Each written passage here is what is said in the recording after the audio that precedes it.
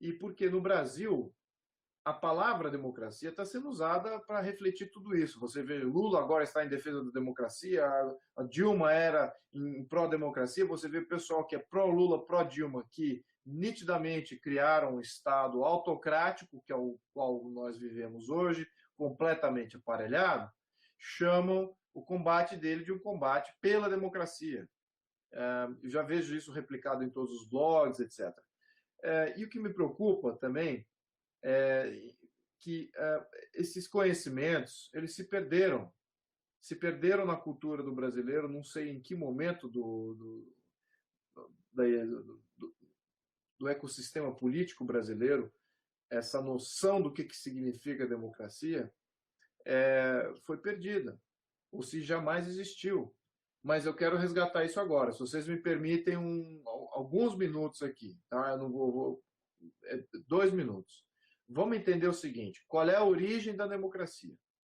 A origem da democracia foi no momento em que Clístenes, que era um aristocrata ateniense, ele se escondeu junto com o povo e lutou com o povo contra quem? Contra o invasor espartano. Foi o único momento na história, ao menos na história que eu conheço, em que o povo, desarmado, com pau e pedra, sem uma liderança clara, sem saber como se organizar militarmente, foi no momento em que o povo, organizado junto com Clístenes, talvez o último aristocrata, vamos lembrar, naquela época na Grécia Antiga, os aristocratas eram cidadãos do bem, não eram necessariamente os donos de terra, também eram, mas eram cidadãos do bem, aqueles que olhavam o bem comum.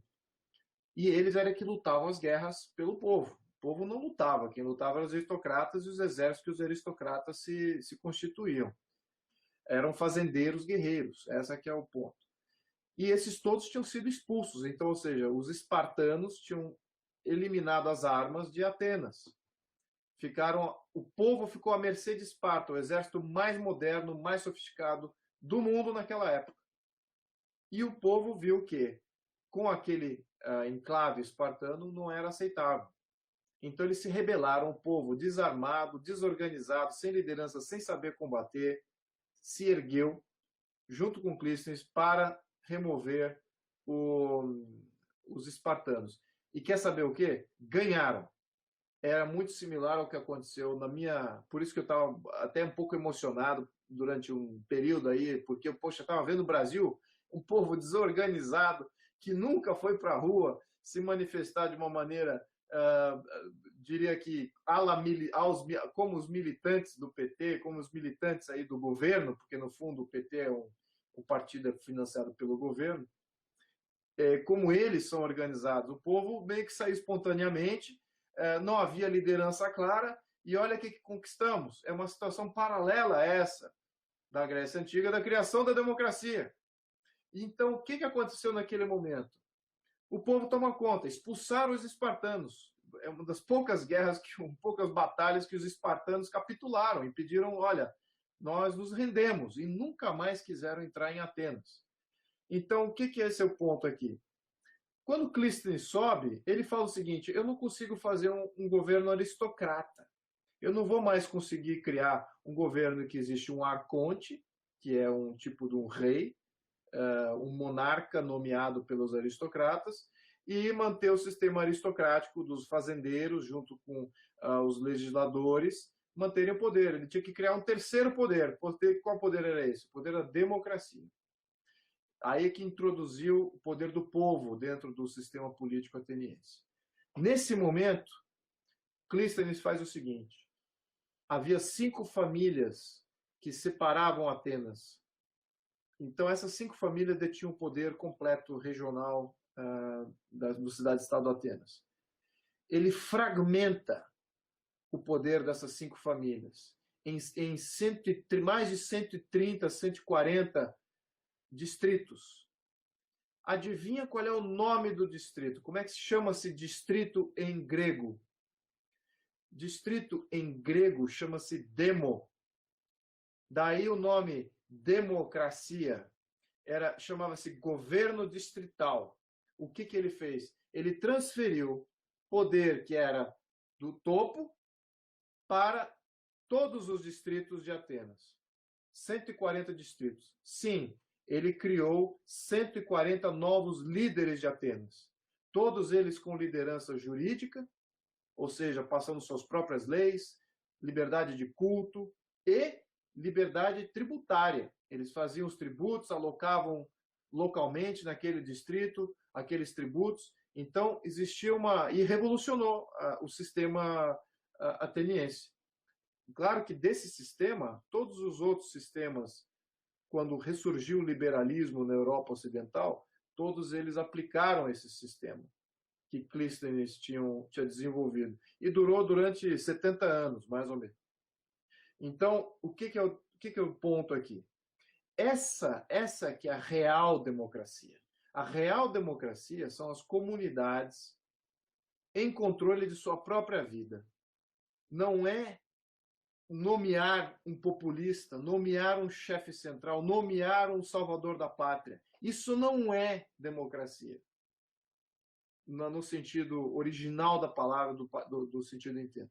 Eu gostaria de deixar isso publicado aqui, porque tem sido uma revelação importante. Eu sempre achava que mais pessoas sabiam disso, mas eu percebi, ao conversar com pessoas que eu julgava que conheciam isso, não conheciam e se espantam quando eu falo, mas isso é a história de Clístenes. Que história é essa? Eu repeti a história e falei, puxa vida, não sabia, que loucura, olha no que a gente veio acreditar durante todo esse tempo. E olha, quando você perdeu a origem do intento, qualquer coisa vale. Democracia pode ser redefinida como qualquer coisa. Esse que é o ponto. Bom, enfim, eu estou falando isso porque o Lula não é um democrata. A Dilma não é uma democrata. O PT nunca foi um partido democrático. Por quê? Porque eles não querem transferir poder para as comunidades. Ponto. O PT, todos os governos, todos os partidos de esquerda, totalitaristas de esquerda, vão querer criar um poder central forte, um poder central que elimina as comunidades. E olha o sucesso que eles tiveram. Hoje, quando eu falo quem é um líder comunitário hoje, claro que a gente se refere onde não existe governo, que são as favelas. Lá existem líderes comunitários. Muito bem, você que está nos assistindo, quem é o líder do seu bairro? Entenda, quem é o líder do seu bairro? Não existe. Por quê?